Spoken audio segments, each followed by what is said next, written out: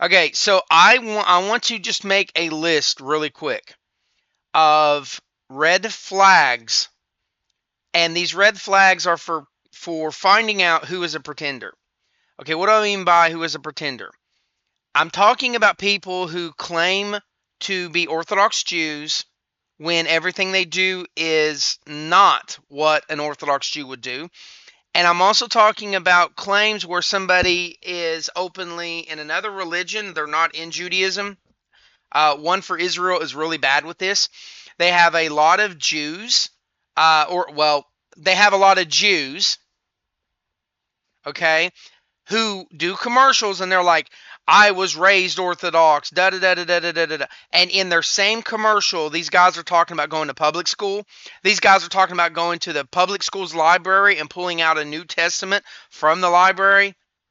Hello, you're not in a community. You're not raised Orthodox Jewish just by that. These same people are mocking the way that Jews dress. A long time ago, I did a review watch where I'm reacting to one of the One for Israel's commercials, and this heavy set guy claims to be Orthodox Jewish, and him and his father converted to Christianity. But everything in his story, everything that he said, proves he's not a Jew and proves he was never even raised as an Orthodox Jew. We're not even talking about he was uneducated. I'm saying it proved it. So on this video, I have been brainstorming. I wanted to come up with a list of things that if the person claiming they were raised Jewish, or they claim that they were raised as an Orthodox Jew, a religious Jew, if they don't know these things and they claim that it's not in Judaism, one or the other, then it's a red flag and they are extremely uneducated. And the more red flags this person has, statistics will say they're lying. The more red flags they have. So I came up with a list. I wanted to be fair, okay? So basics in Judaism, here's the list. Okay, basics that every Jew would know if they lived in a community at least 10 years, okay? And these are the requirements. This is what I went for. And without yeshiva. So the things that I put in this list cannot be something that would be intermediate knowledge or advanced knowledge. It shouldn't be things that someone goes and learns about in yeshiva. So I wanted to only deal with basic information, okay? Things that's everyday life, okay? Including things that this person claiming that they were in a Jewish community that they were seeing daily or weekly, okay? Here's the list. Let me give you the list.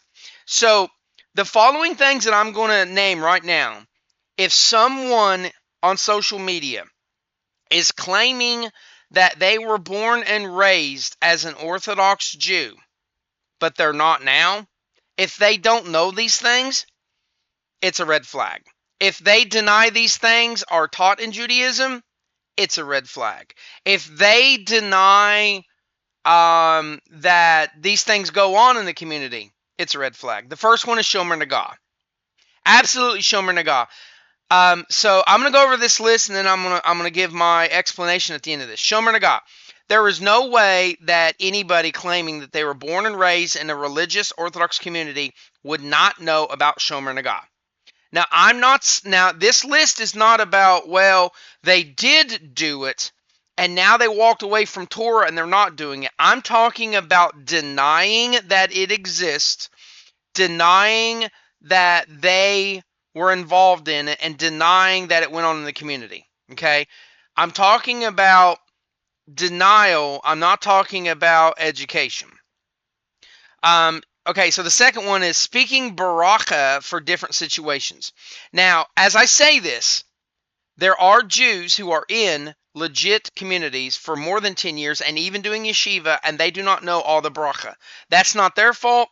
I'm just saying in particular, any Jew, I don't care if they are 12 years old, okay? They will know that there are times that you say different bracha for different situations, okay? So that's a red flag. If they claim this doesn't happen, red flag. Washing hands in different situations, self-explanatory. Now, I'm not going on into the educated levels of when you wash hands, how you wash hands, special events where you wash hands, such as what would be a good example? A Kohen getting their hands washed by a Levy, okay? So, like, not all Jews would know that, okay? But I'm talking about just the idea that there are certain times you wash your hands in certain situations. Moses was a top prophet and Joshua was the next prophet. I can't tell you how many times I've argued with people who did not even know that. And they were like, I was born and raised in the Jewish community for 20 years and went to 12 yeshivas and I taught with Chabad and I was so-and-so rabbi's right hand. Sure, buddy. Sure. Sure, buddy. Ideas about laws of speech. Now, I know that the laws of speech is a intermediate and an advanced topic, but I'm talking about the basics. I'm talking about the basics. So someone who says that the Jews do not have laws of speech and categories in that, that's a red flag. And I can't tell you how many times I've argued with somebody on social media, especially Facebook, especially YouTube, where this guy claims that he's been 20 years or more in an Orthodox Jewish community, and when I'm bringing up the laws of speech, he's like, what are you talking about? What are you talking about? Doesn't exist. Red flag. And I'm going with the most basic things here, guys. I'm going with the most basic things. Okay, ideas that zit must be worn by men. I cannot tell you how many times I have ran into a Christian, and I'm arguing with a certain one the last 3 days on YouTube, who claims to have been working with Chabad, claims to have been in an Orthodox community. He doesn't wear zit whatsoever, and I'm just wondering, like, what's going on there, because there's no way that you have time and living experience in the Jewish community and you don't know what zit are, and you don't know that men are supposed to wear it. Now, I'm not saying that I'm not talking about the more advanced information on zit, why you wear it and things like that. But just denying that and then not wearing it, red flag. And by the way, if you are a goy, you should never wear zit ever. I don't care, even if you're in the middle of conversion and you find out that tomorrow you're going to convert, you don't wear it today. You wait until you are converted, and the first time that you put on zit should be after your conversion. After. You're not allowed to wear it. Okay, so ideas of not testifying about miracles. What do I mean by that? I don't know why, but a lot of these people who are Christian today and claim to have been Jewish in the past, all they do is testify. Oh, well, God did this miracle. God did that miracle. God did this for me. God did that for me. Christians have a thing where every now and then the preacher says, does anybody want to come up and testify? For people who are not Christian and you don't know what that is, and they all do it. Evangelicals, Protestant, Methodist, Baptist, Pentecostals, all of them. So this is a time when somebody in the church gets up and in a way they're trying to give thanks to God about a miracle happening, basically, okay? There are Jewish laws that you don't do that. There's no way that someone was raised in an Orthodox community and they don't know this. The reasons that are given all throughout, and there's more advanced stuff on this, but the main reasons, the basic reasons why you don't testify if you're Jewish, and it's different from a rabbi telling the story of a miracle. But you don't go up and say, hey, I had cancer, God healed me, Hashem blessed me and I'm healed. Oh, I'm healed. And because somebody else who has a sickness or disease may hear that, and they may think that God is punishing them. They may say to themselves, why is Joseph getting these miracles and they're being healed? And then they start thinking evil thoughts and they're like, well, Joseph did this and this and this and this. Hashem, why did you grant him healing when I've walked the straight and narrow path and I'm not healed? So that's a whole nother story. But I'm telling you, there are people who will testify all the time on their YouTubes, on their Facebook, and they don't know Devarim 13, and they don't know the basic reasonings for why you don't testify. It causes problems in the community real quick. And And these are all red flags. So if you are thinking of someone who denies that these things went on and denies that they lived through these things, each of them are a red flag. And I'm telling you, if they got 10 or more red flags, they were not in a Jewish community. Or else something else was going wrong. So something was massively wrong. The idea that Hashem, well, I shouldn't say the idea, the rules that Hashem hates missionaries. This is a big one. I can't tell you how many times that I have talked and debated with people who are Christian missionaries today, and I point out that they are killing Jewish souls.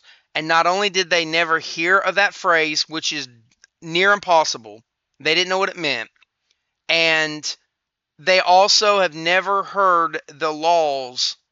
They are in the written Torah of how no one should missionary to a Jew, period, and how God hates missionaries. So if someone claims that this isn't true, it's not in Torah, I never heard this, that's a red flag. I'm telling you, if they got 10 or more, there's no way they were in an Orthodox community unless there's something else going on. They were mental. The whole community was like, the community knew something was wrong with them. The rabbi did not take this person under their wing because of specific issues, generally around a mental handicapness or something else. Okay, not knowing that a Jew is a servant. I can't tell you how many times I've asked somebody, what is the purpose of a Jew? Why are they chosen? And these people claim that they were born and raised Orthodox Jews for 20, 30, 40 years, and they left it, and they don't know what I'm talking about. Now, you bring up Tikkun Olam, and they give you a very shallow, basic understanding of what that is, very basic, and sometimes they don't even know. If you don't know that a Jew is a servant of God, I don't even know how you claim that you lived in an Orthodox community.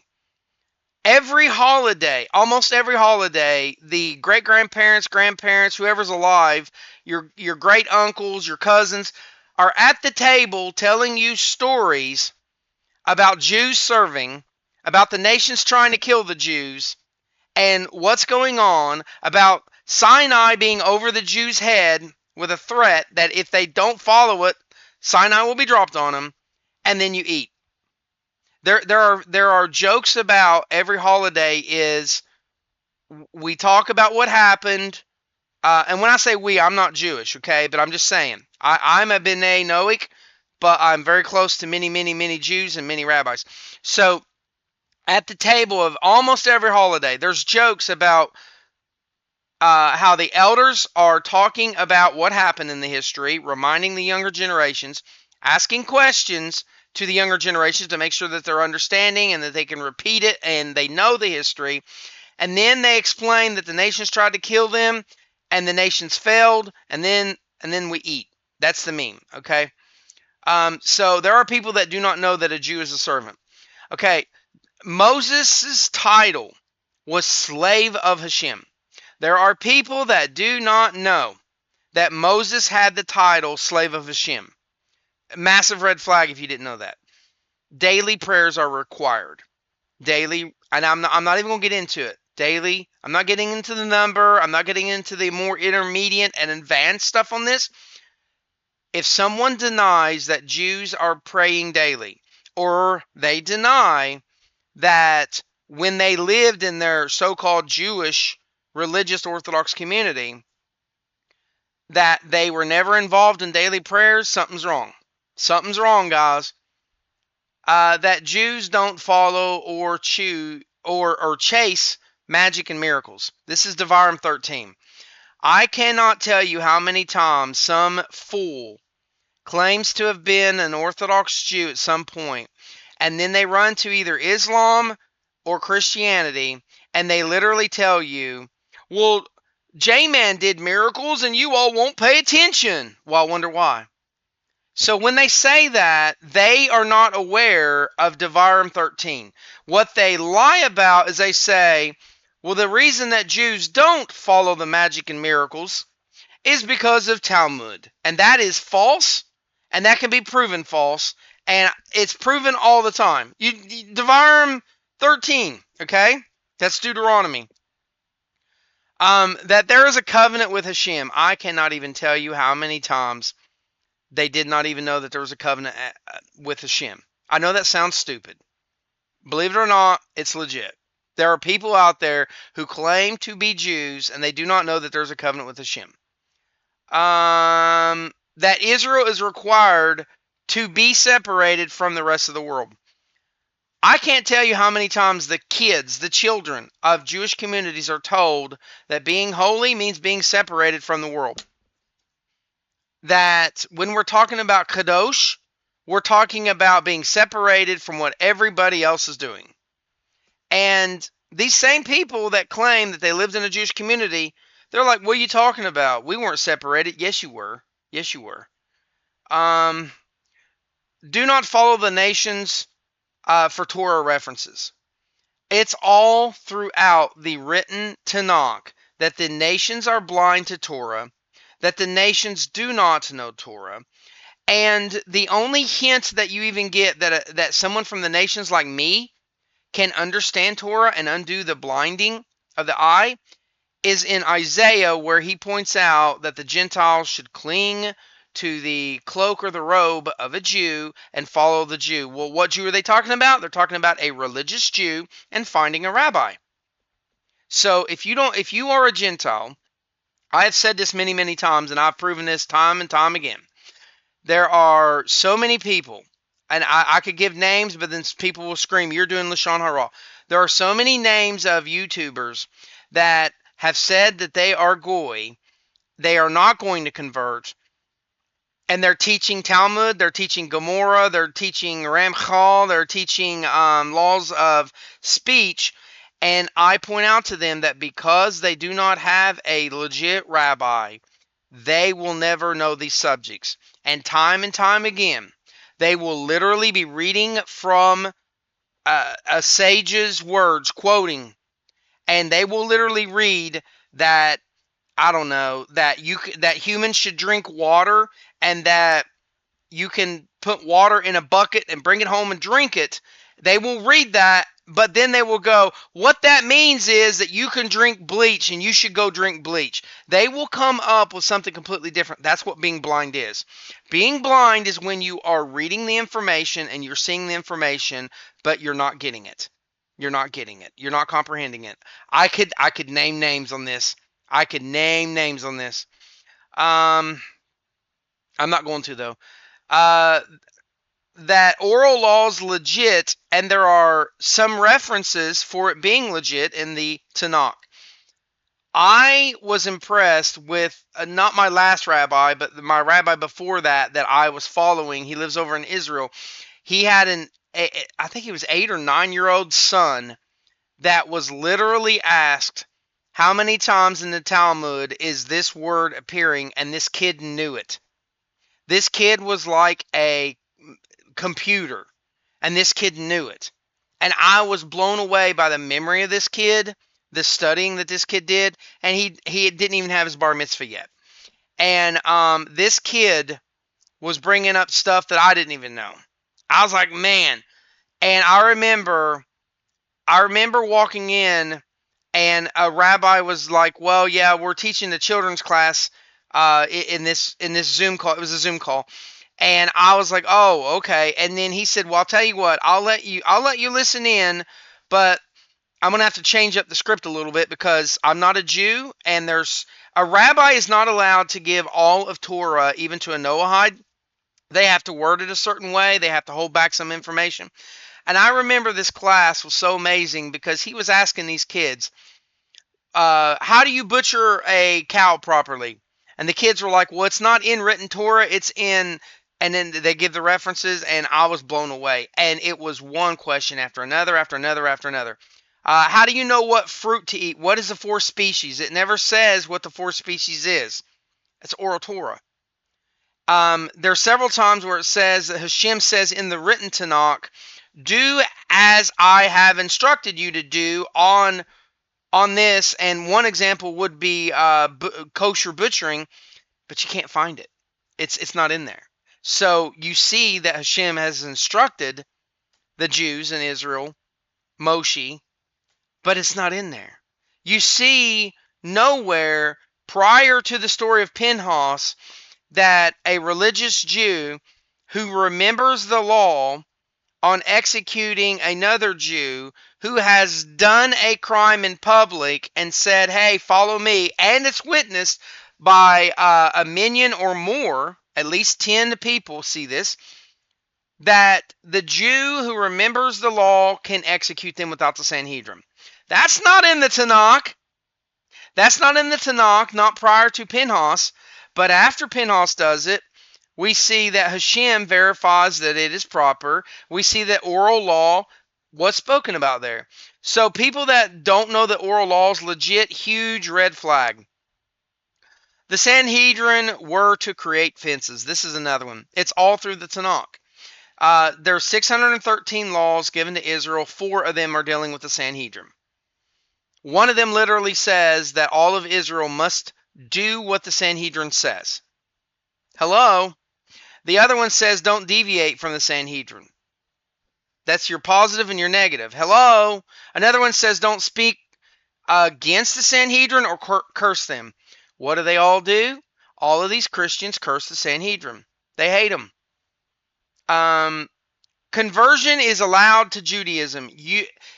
If anybody tells you that they were in an Orthodox community and they deny that conversion is in Judaism, that conversion is in the Tanakh, the written Tanakh, red flag, something's wrong with them. Here's a big one, that Goy or Goyim means nations or Gentiles. And depending on how you use it, it's just like the word ger, which means stranger. Depending on how the sentence is written, it can even be talking about Israel. Israel is called the Hakadosh Goyim, a holy nation. There are people that believe that Goy and Goyim mean cattle or slave or something goofy. That's not true at all whatsoever. So if they don't know that Goy and Goyim literally means nations of people or Gentiles, 90% of the time it's used in a sentence. 99.9% of the time it's used in a sentence. When you say Goy or Goyim, you are talking about a Gentile. That Jews don't get raised in public schools. This is a big one for Israel. One for Israel, almost every commercial, they're like, some guy comes up there, or some lady, I was born and raised in an Orthodox Jewish community, and they never name those communities or the rabbis. They never do. And then they literally talk about going to public school. That, guys, red flag. Some basics of kosher law.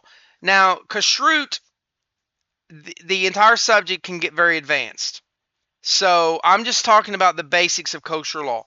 If someone tells you that praying over the food makes it kosher, because that's what the black Hebrew Israelites teach, they don't know the basics of kosher law. And I said basics. So in kosher law, there's going to be intermediate things, there's going to be advanced things. I'm just saying the basics. Yeshiva is where you go to learn more. I can't tell you how many times someone has told me that they don't need yeshiva and that yeshiva is a scam, while they also claim that they were born and raised in an Orthodox community. All of these are a list of things that if somebody says and they deny these lists and they say either I didn't experience or it doesn't happen, these are red flags. I'm telling you, if there's 10 or more red flags on a dude, he was not raised in an Orthodox community, or there was something major going on where he was purposely kept from learning for some reason or another, and usually it's going into the mental illness halakha. Okay, so Shulchan Aruch is the book that's basic halakha. In order to be a rabbi, you need to follow that. Why is everybody saying Talmudic Jew? Why is everybody saying, oh, you follow the Talmud? No mention of the Shulchan Aruch. Major red flag. If they don't know that or they deny it, major red flag. There are people on YouTube that deny that. And they also claim to have been 30, 40 years in the Jewish community. And then they go further than that. They worked with the rabbi. They won't name the rabbi. They worked with Chabad. They did this. They did that. Crazy. Crazy. Knowledge of Shabbat, Friday night is when it starts. I can't tell you how many people, and for some reason, this is not racist. I'm not racist at all. My last fiance was a very dark woman from the Igbo tribe in Nigeria. Um, and I almost married her. And then I realized that even though a lot of great rabbi and a lot of great Orthodox Jews have allowed a law for converts to take one as a wife, or for Jews to marry one as a wife, I was with the Igbo. There is nothing in this world that will convince me that the Igbo, and they're spread out all around Nigeria and West Africa. There is nothing that will ever convince me that the Igbo are from any tribe of Israel. Period. Period. I know way too much. I actually know a rabbi in Israel that was actually involved in the evidence and finding evidence if the Igbo and the Ethiopian Jews were Jews. And I know what his opinion was. I know what he reported. And Israel, the government, decided to save people in Ethiopia because it was saving a life and the government was killing these people. But the news spun it. The Reformed Jews spun it. Israel never officially said that the Ethiopian Jews were Jews. Yeah, shocker, huh? Knowledge of... Okay, I already did that. Knowledge of Shabbat that you can't carry in public. I can't tell you how many times that I've argued and had to show written Tanakh examples of you cannot carry in public. They exist in the Tanakh. Never mind that. There are people who claim to have been born and raised in an Orthodox community, and they deny that this is a thing, and they deny that this is a law. They will literally tell you that's not a real law. Crazy. Red flag. Knowledge of Shabbat that you can't drive. We got Jews today that claim to be religious in driving. You can't drive. You can't drive. When you start your car and you give it some gas, you've created about 3,000 fires. And they're not holy fires. That's the only kind of fire you can have on Shabbat, is at the temple, a holy fire. But when you drive, you're creating 3,000 fires just by going around the block. So that's 3,000 times you broke Shabbat. Good luck, because the Karaite laws, well, I shouldn't say Karaite laws, but the Karaite sins and the laws around Karaite, there's 36 Karaite laws, and one of them is do not break Shabbat. And a Jew who breaks Shabbat is a Karaite Jew. That word means cut off. And it literally tells you in written Tanakh, they're cut off from the world to come, cut off from the people, Israel, cut off from the land, Israel, and cut off from the covenant. So you tell me how they're a Jew. Knowledge of Shabbat that you cannot turn on or off electrical devices. Now, I'm not going to go into the intermediate, it's not even advanced, but the intermediate idea is that you are creating a breaker when you turn it on. You're connecting two things. You cannot create, construct, or deconstruct on Shabbat. So the reason you cannot flick the light on has nothing to do with fire. It has to do with building and deconstructing, because when you turn it off, you're deconstructing the circuit breaker. You're deconstructing something. If you cannot, on Shabbat, if you cannot spray foam, like the thick foam, like mousse, like hair mousse, you cannot spray that in your hand and then remold it, because it's constructing a new shape, and it's violating Shabbat. How much greater can you not flip a light switch? Now, I'm not saying that people who don't know why, because the intermediate is that you're creating or deconstructing a construction thing, and it has to do with construction and deconstruction, not fire. Even though electricity is like fire, and the rabbis have pointed that out, that's not what it's about. It's about constructing or deconstructing. So if a Jew doesn't know that, that would be intermediate knowledge, and that's not what I'm talking about. I'm talking about the basic knowledge that you cannot, on Shabbat, flip on and off electrical devices, okay? If they claim that that's not a thing, red flag. And then knowledge of how to heat up food on Shabbat. This is a big one. Guys, it's literally almost in every handbook of conversion that a convert has to explain step by step how to make coffee and how to heat up food on Shabbat, so that they are telling the rabbi and the people listening in, the other rabbis, the Bet Din, that they understand this law. You would not believe the amount of people that I have argued with. It's over 200 that have YouTube accounts, that have 20,000 subscribers, that will literally tell you that you can cook anything on Shabbat and it's not a rule. And they go on and on about how they were raised in an Orthodox community for 30 years. Okay, so this list is basic Judaism 101, and I'm putting it up here on YouTube. If you know somebody that either denies these things or claims that they never happen, it's a red flag. I personally, my opinion is, if they have 10 of these red flags, they're lying. They were never in a Jewish community, unless there was a mental health or handicap issue. Okay? I don't know. Maybe they were in a coma. They fell into a coma for 10 years. And when they were coming out of it, it took them 5 more years to regain their speech properly. So they didn't attend yeshiva. They didn't attend shul during that time. They're in the hospital and in home the whole time. And maybe the rabbi just didn't go over there and talk to them. But something like that, which would give them 15 years total. And then they come out and they're like, well, I'm a Christian today, da-da-da. And they're like, oh, I was 15 years in the Jewish community. Yeah, but you were 10 years in a coma and 5 years rehabilitating, so you didn't learn anything. So my opinion is, if they have 10 of these red flags, they were never in a Jewish community.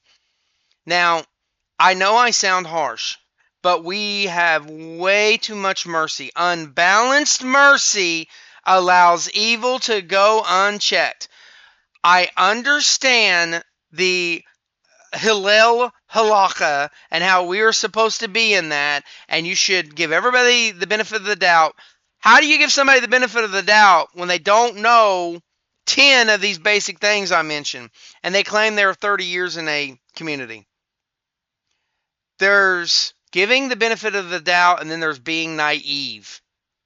When you're too merciful, it allows evil to go unchecked. If you look at some of the most horrific things in the Jewish community and throughout history, where a grand rabbi, a great sage, had students who followed him and were doing evil, there's a common denominator, and it's unbalanced mercy every time. Every time. Listen, you have to be balanced between severity and mercy. You have to be in the balance. Yes, there's situations where you do need to be more merciful or more severe or whatever. There are situations where you have to be more on one side.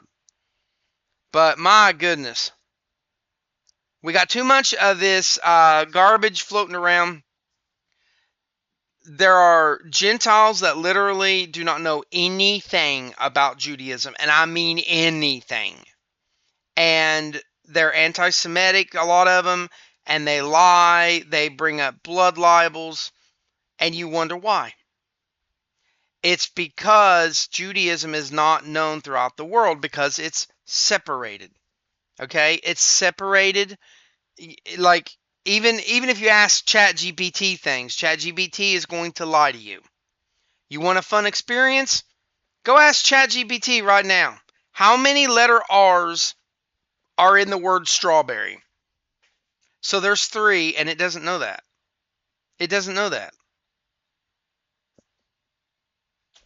Like, share, and subscribe, guys. If you have somebody that you follow, and Jews and Noahides and other rabbis have said to you even one time that this person is not to be listened to, that they're a false prophet, that they don't know Torah, and that same person that you listen to disagrees with this list or claims it doesn't happen or they speak against it,